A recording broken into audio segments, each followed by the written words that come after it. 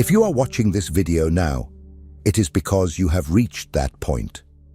That silent, intimate, and unbearable moment where something inside you begins to scream. Perhaps you cannot exactly name what is happening, but you feel that you can no longer continue living the same way. It's as if there is an internal crack, an invisible rupture that separates who you are from who you have been pretending to be. It is not a coincidence. It is inevitability. At some point in the human journey, everyone faces this inner collapse, and many ignore it, anesthetized by the comfort of routine or paralyzed by the fear of change. But for some, like you, this collapse transforms into a call, an impulse that can no longer be silenced. Carl Gustav Jung described this phenomenon as the call to individuation, a psychic process where the soul refuses to continue living under the masks that have been constructed to please, survive, and fit in. This video is not just content. It is a mirror, a symbolic reflection that reaches you exactly when your conscious mind has no more answers, but the unconscious already knows it is time to act. This is the moment when normal life begins to reveal its true face, an automated existence shaped by others' expectations, worn social roles, and promises that are never fulfilled. Perhaps you are in a relationship that slowly drains your energy, or in a job that, although it pays the bills, silently murders your soul day after day. Perhaps what traps you is more subtle: the shame of displeasing your parents, the fear of not being accepted, the weight of a path that was laid out for you but never by you. Jung warned us that the greatest danger of modern life is not chaos, but the unconscious adaptation to the inauthentic. The true catastrophe is living a life that is not yours and not even realizing it. And that is precisely why the call arises through suffering. When the psyche has tried in every subtle way to alert the ego, through dreams, silent crises, emotional exhaustion, and has been ignored, it raises the volume. And what was once just discomfort turns into despair. What was once doubt transforms into anguish. What was once fatigue becomes collapse. And then something curious happens. You begin to attract exactly the messages, symbols, and signs you need to awaken. Not because the universe is magical, but because your soul is actively seeking the keys to escape the internal prison. It is at this moment that you find videos like this. Because the unconscious, as Jung described, has a symbolic intelligence, and it manifests when the ego is ready to listen. You may have stumbled upon this video among hundreds of others, but nothing is by chance when it comes to the soul. The content you are about to watch is not a quick fix, nor a self-help formula. It is a confrontation, a summons to look in the mirror and face everything you have been avoiding. The fear, the shame, the anger, the boredom, the guilt, the frustration. All these feelings are not signs of weakness. They are indicators that the structure of your current life is crumbling because it has reached its limit. You are not broken. You are being pushed to be born again. This is the moment, and it can no longer be postponed. Most people live their lives as functional zombies. They wake up, work, produce, obey, and repeat. They think this is normal, but it's not. It's just common. And common is not synonymous with healthy. You were taught from an early age to seek stability, to follow rules, to fit in, to not make too much noise. The message was clear. Don't question. Be grateful. Do what is right. But right for whom? Carl Jung wrote in The Undiscovered Self that the greatest threat to the individual soul in modernity is not madness nor misery, but massification. The transformation of the human being into a statistical cog, a replaceable part within a system that values conformity over authenticity. When you start to feel suffocated by your own routine, that feeling is not a defect. It's a sign a silent scream from your psyche saying, "This is not you." You may have followed all the rules, graduated, got a job, found a partner, posted smiling photos, and yet you feel empty, as if there's a part of you observing everything from the outside. This feeling of dissociation is not illness. It's consciousness trying to emerge. It's the unconscious signaling that the persona you built to survive is no longer enough to live. The normality they sold you is a sophisticated trap. It offers you small doses of pleasure in exchange for your freedom. You gain social approval, a stable salary, family acceptance. But the price is high. You sacrifice your truth, your inner voice, your spontaneity. And over time, you forget who you really are. Jung said that adaptation to society is necessary, but it becomes pathological when it demands the abandonment of the self. And that's exactly what happens to millions of people. They live normal lives while being emotionally anesthetized, spiritually apathetic, existentially lost. The system rewards obedience with distractions. You get Netflix, delivery, likes, and a false sense of belonging. All so that you never have to ask yourself, am I living or just existing? This collective lie creates an illusion of security. But inside, you feel the crack. Perhaps you are trying to silence this pain with productivity, with entertainment, with superficial relationships. But no distraction can silence a soul in crisis.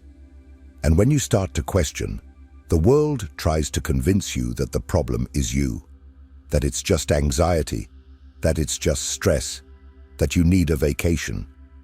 But deep down, you know, this is not just tiredness, it's despair. You feel that something is wrong with your life, not because you are failing, but because you are awake enough to realize that the whole structure is corrupt. False normality is a disguise for psychic death. It's the result of a life guided by duties and not by meaning. Jung said that the unlived life is a disease from which one can die. And what we see most are people dying slowly, one day at a time, trapped in a narrative that was never written by them. But there is a way out, and it begins with the deconstruction of this farce. The next step is not to go back to sleep, it's to accept that this malaise, this restlessness, this existential anguish are the prelude to something much greater, transformation. And that's exactly what we will talk about next, why you are not broken, but rather ready. If this content is making sense to you, click the subscribe button and subscribe to the channel. Thank you for your support. We live in a culture that interprets suffering as a sign of failure. If you are distressed, it's because something went wrong. If you are sad, it's because you have a problem. If you feel like you don't belong, it's because there is something wrong with you. But this interpretation is a dangerous lie. Suffering is not a defect to be corrected. It is a sign to be deciphered.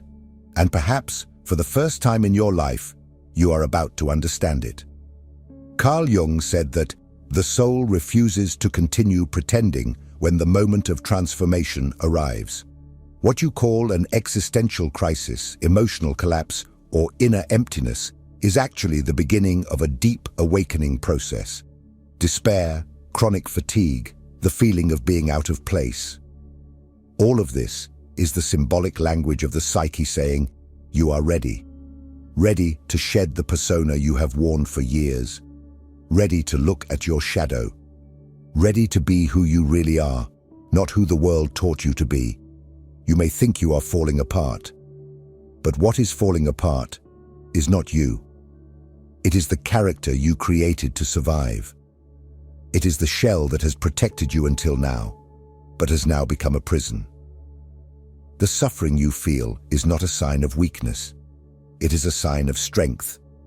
Because only the mature soul has the courage to confront its own emptiness without anesthesia. Only those who have borne the weight of the lie are fit to carry the truth. Jung observed that the human psyche intentionally produces suffering as a mechanism of transition. When the ego resists change, the unconscious responds with symptoms: anxiety, insomnia, apathy, anger, confusion. These symptoms are not obstacles on your path, they are the path. They force you to stop, to question, to look within. They compel the collapse of the old structure so that something new can emerge. Society will try to convince you that you need to go back to normal. Take a pill, take a course, read a self-help book, breathe deeply, and move on. But don't be fooled. That normal is what made you sick. You don't need to go back. You need to go through. You don't need to fix yourself. You need to free yourself. Your pain is a threshold, a symbolic portal. And if you resist, it transforms into chronic suffering. But if you listen, it becomes initiation. It's not comfortable, it's not pretty, it's not quick, but it is real. And above all, it is necessary. Jung asserted that the process of individuation begins when you get tired of being half. When you realize you can no longer live only on the surface of consciousness.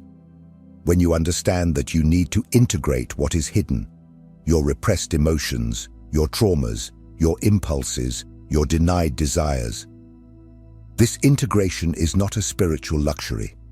It is an existential urgency. You are not broken. You are traversing the unknown territory of your own soul. And every tear, every silence, every feeling of being lost is part of the trail.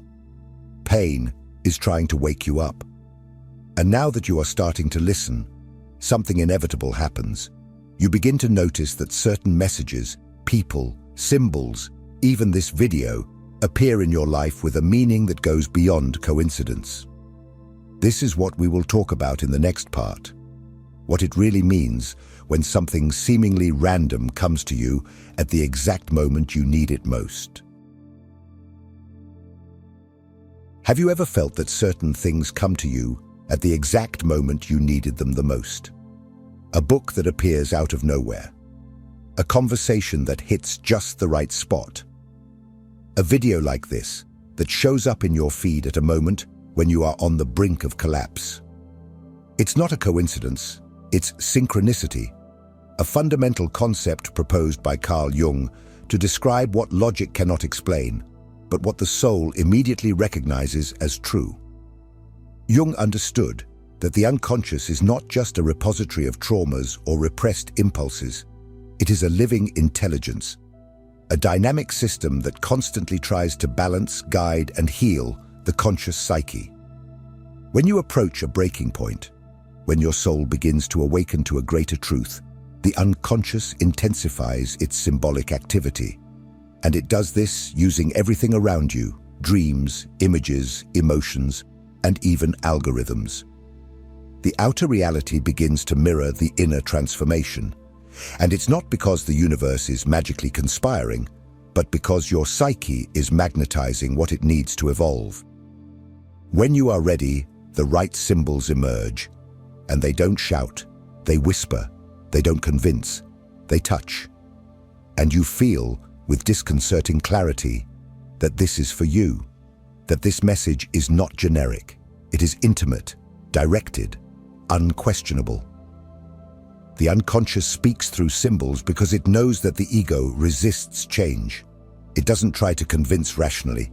It insinuates, suggests, leads you down unexpected paths. A song that makes you cry without knowing why. A passage from a book that seems to describe your life exactly. A dream that insists on returning, night after night. All of these are forms of communication from the psyche to you. And ignoring them is like ignoring a divine call. Jung stated that, until you make the unconscious conscious, it will direct your life and you will call it fate. But when you start to listen to the signs, the unconscious ceases to be a hidden enemy and becomes a subtle ally. It guides you firmly, even if silently. And this video is one of those signs. It didn't appear by chance. It is a response you were unconsciously asking for, even without knowing it. If you are here, It's because something in you recognized this content as necessary. Perhaps you can't even explain why you hit play, but your soul knows, and it is trying to push you to the next step.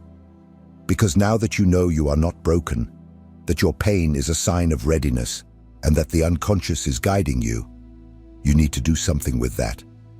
But this next step is not easy, because it involves fear, it involves risk, it involves leaving the safe to dive into the unknown. And that is exactly what we will talk about next.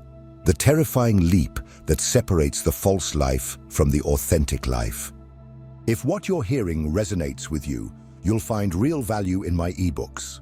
Beyond the Shadow breaks down Jung's core ideas, while Dialogues with the Unconscious gives you a 30-day path to apply them in your life. Both are linked in the pinned comment. Every process of real transformation requires a crossing, and every crossing requires a leap. Not a physical leap, but a psychic leap, the moment when you need to abandon the narrative that kept you safe, even if miserable, to walk towards a version of yourself that you do not yet know. This is the most critical point of the individuation process, described by Carl Jung, and it is also the point where most people retreat. Because the leap is frightening. It means losing your footing. It means having no more guarantees, maps, or instructions. It means letting go of the carefully constructed persona, the one that brought you here, but has now become a polished prison. It means saying no to everything that seems right on the outside, to finally say yes to what pulses on the inside. Jung compared this moment to confronting the inner dragon, an archetype that represents all the fears, doubts, and resistances that arise at the threshold of change. This dragon will tell you that you are crazy, that it is not the right time, that you are unprepared, that you will lose everything, that you will disappoint others, that you will regret it. It will show you all the possible scenarios of failure, because it knows that if you leap, it dies, and the ego fears symbolic death more than any pain. But here is the truth that almost no one has the courage to say. The fear you feel at this moment is not a warning to retreat. It is a sign to move forward. Fear is the marker that you are exactly at the right point. Jung stated that the encounter with oneself is, at first, the encounter with one's own shadow. The abyss, the hell from which no one escapes, is the self. This means that before finding freedom, you will be confronted with everything you have avoided feeling for years. You will have to face the fear of being rejected, of failing, of losing. You will have to confront the grief of everything that needs to die for something new to be born. And that hurts. It paralyzes, but it also liberates. Because once you cross over, even stumbling, even crying, even doubting, you discover that on the other side of fear, there is life. Real life. Not survival, not conformity, not appearance, but presence, authenticity, and meaning. You do not need to be 100% ready to leap. No one is. You just need to be tired enough of pretending, fed up enough with the lie, brave enough to say, I do not know what comes next, but I can no longer stay here. This is the breaking point, the watershed between those who go through life anesthetized and the few who dare to awaken. And if you have made it this far, it is because you already feel the urgency of the leap. The only question that remains is, what is still holding you back? In the next part, we will talk about that, about why no one is coming to save you, why the radical responsibility for your life is now yours, and only yours. This is one of the hardest truths to swallow, but perhaps the most liberating of all. No one is going to save you. No person, no guru, no book, no therapist, no video. No external force will come to pull you out of the hole you are in. No savior will come to fix your life. Because in reality, that responsibility is exclusively yours. And the sooner you accept this, the sooner your true liberation begins. You have been conditioned to wait for someone to recognize your pain, to wait for your partner to change, for your boss to value you, for your family to understand you, for the system to finally work, for the perfect timing to appear, for courage to arise out of nowhere. But all of this is an illusion. The archetype of the external savior is a childish trap of the collective unconscious. It is the voice of the wounded child who still waits for protection, for comfort, for direction. But you are no longer that child. Now you are the adult. And the adult, as painful as it may be, needs to take charge of their own journey. Carl Jung was clear in saying that individuation, this process of becoming who you are, cannot be lived by proxy. No one can walk this path for you, because this path is internal and absolutely individual. Every step needs to be yours, every choice, every fall, every rebirth. Radical responsibility does not mean that you are to blame for everything that has happened to you, but it means that, from now on, you are responsible for not staying where you are. It means that, even if the pain was caused by others, the healing depends on you. The truth is that the system we live in profits from your passivity. It wants you to remain dependent, insecure, obedient, to follow rules without questioning, to consume, to numb yourself, to wait for ready-made solutions, and you have waited for too long. Enough. This is the moment to break free from that emotional, spiritual, and existential dependency. No one is going to knock on your door to rescue you. There will be no clear sign, there will be no permission, there will be no manual. What exists is this growing discomfort inside you, this internal voice that insists, that provokes you, that torments you, that invites you to act, and that tells you, with increasing strength, either you change or you continue dying in slow motion. You have within you all the resources to begin this crossing, but as long as you keep outsourcing your freedom, you will remain trapped. As long as you wait for someone to tell you that it's okay to leave your job, to end the relationship, to start over, you will continue living other people's lives, not your own. The ego will tell you that it's impossible, that it's dangerous, that you are not prepared. But the ego is cowardly. It just wants to survive, and your soul wants to live. Taking responsibility for your own life is the beginning of true maturity. It is the moment when you stop victimizing yourself and start rebuilding yourself, in silence, without an audience, without guarantees, but with dignity. And this is where the inevitable question arises. What exists on the other side of this fear? What is there after you accept that you are alone and that the leap depends only on you? The answer Jung gives us clearly: real life. The one you came to live, but postponed for too long. And this is exactly what we will talk about next. What exists on the other side of fear, and why your authentic life begins exactly where you fear to tread the most.